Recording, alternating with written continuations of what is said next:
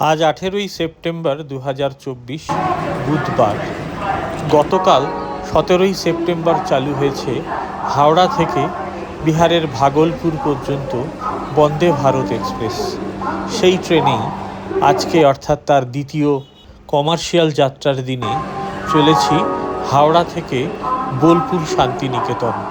Train ছাড়ার সময় সকাল 7:45, কিন্তু 2 নম্বর প্ল্যাটফর্মে মোটামুটি 7:10 মধ্যে ট্রেন দিয়ে দিয়েছে। একটু আগে 6:50 ছেড়ে গিয়েছে একই সঙ্গে চালু হওয়া আরেকটি বন্দে ভারত এক্সপ্রেস, সেটি হলো হাওড়া ও গয়ার মধ্যে চলাচলকারী বন্দে ভারত এক্সপ্রেস। দুটি ট্রেনের পার্থক্য হলো হাওড়া গয়া বন্দে ভারত এক্সপ্রেস 16 কোচের ট্রেন, আর হাওড়া ভাগলপুর বন্দে ভারত এক্সপ্রেস 8 কোচের ট্রেন। নতুন ট্রেন ঘুরে দেখার ফাঁকেই ট্রেন ছাড়ার সময় হয়ে গেল। 7:45 হাওড়া স্টেশনের 2 নম্বর প্ল্যাটফর্ম থেকে রওনা দিল আমাদের বন্দে ভারত এক্সপ্রেস। আমাদের কোচ নাম্বার C5। দেখলাম শুধুমাত্র C5-এই পুরোপুরি যাত্রীতে ভর্তি হয়ে গিয়েছে। অন্যান্য কোচগুলিতে 5-7 জন করে যাত্রী রয়েছেন। ট্রেন ছাড়ার পরেই জল, খবরের কাগজ এবং চা বিস্কিট পরিবেশিত হয়েছিল।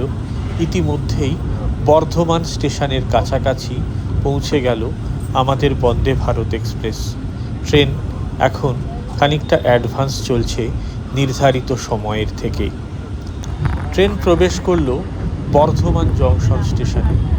হাওড়া থেকে বেশ কয়েকটি বন্দে ভারত এক্সপ্রেস বর্ধমানের ওপর দিয়ে চলাচল করে, যেমন হাওড়া NJP, নতুন চালু হওয়া হাওড়া গয়া এবং হাওড়া ভাগলপুর।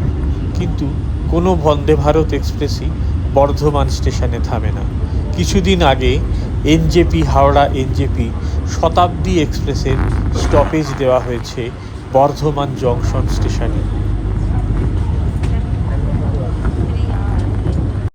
বর্ধমান অতিক্রম করতেই ব্রেকফাস্ট দেওয়া হলো। খাওয়া শেষ হতে না হতেই পৌঁছে গেলাম খানা জংশন স্টেশনে।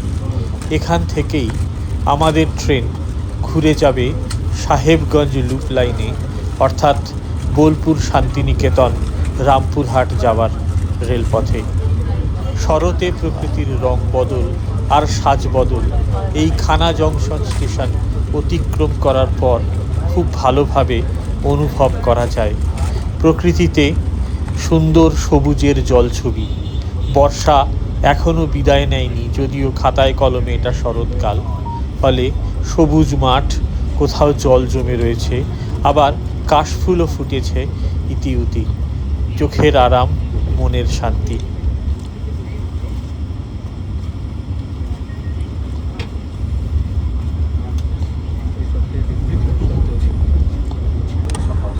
পৌঁছে গেলাম হাওড়া বোলপুর লাইনের অন্যতম সুন্দর স্টেশন বনপাশ।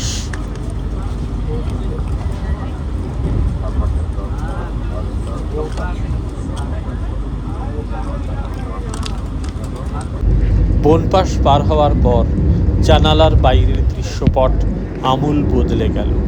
এই দৃশ্য টানা চলতে লাগলো গুসকরা অবধি। প্রচুর জল ছেড়েছে ডিভিসি, ফলে এই অঞ্চলটা পুরোটাই ডুবে গিয়েছে। চাষের জমি যথেষ্টই ক্ষতিগ্রস্ত হয়েছে।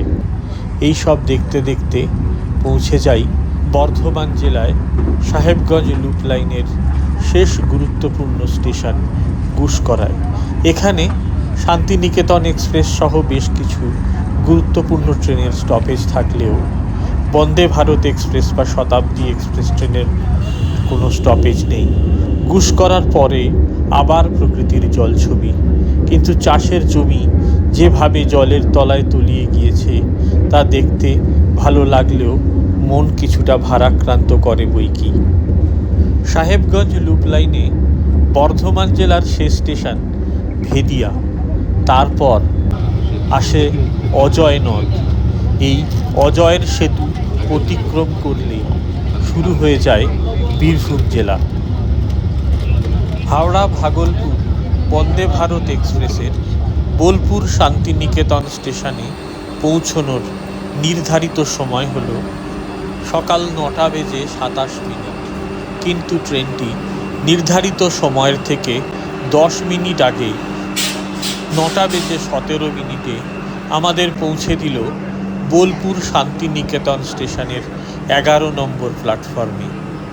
বন্দে ভারত এক্সপ্রেসে আরও একটি আনন্দযাত্রা শেষ করে কর্মক্ষেত্রের পথে রওনা দিলাম। শেষে প্রসঙ্গত জানিয়ে রাখি, হাওড়া ভাগলপুর হাওড়া বন্দে ভারত এক্সপ্রেস শুক্রবার বাদে সপ্তাহে 6 দিন চলাচল করে।